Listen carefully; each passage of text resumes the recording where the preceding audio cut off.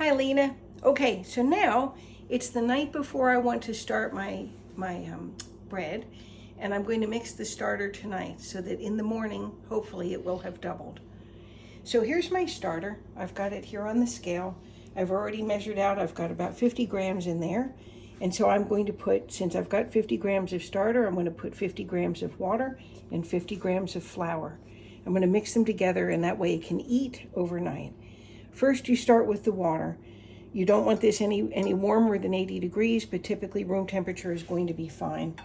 If you want, for some reason, the whole process to go faster, you can always add a little bit of heat to it, maybe microwave it a little, but never really more than 80 degrees. All right, so I've zeroed this out. I'm going to add water until I get to 50 grams. There's 50. Well, actually 52. Don't tell anybody. And I'm going to mix that nicely. Now what I'm doing is I'm taking this culture and I'm dispersing it in the water. That way when it mixes with flour, each little organism has its own room to grow.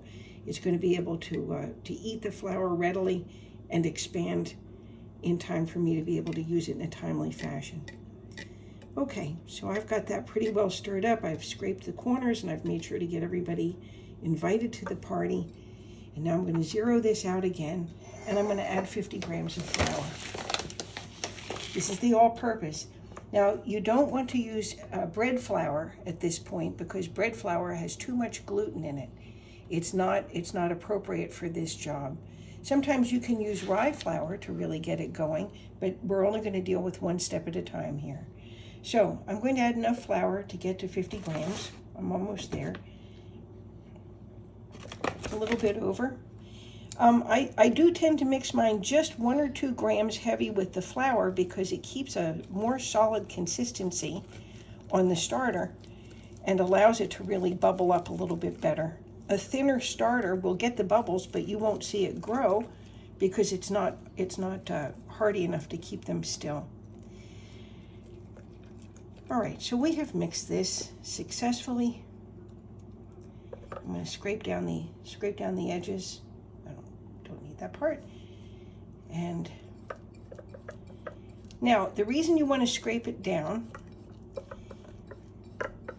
is because you want to see when it has doubled, right? And the way that you're going to be able to tell if it's doubled or not is by marking it with, you can mark it with a marker, you can mark it with a piece of tape, but the easiest thing to use is a rubber band. So I'm going to wipe this down just a little bit. Hold still. This part is not necessary. It's, a personal quirk. I just happen to like it clean because I like to see what it looks like in the morning. But here is the consistency of the starter that I've mixed, and you can see even as I tilt it, it will move, but it's very, it's not very liquid, right? I did mix it until all the flour was stirred in, but other than that, now that the starter has been dispersed, I'm just going to leave it be, and that's the consistency that you're looking for. Now, here's the last part.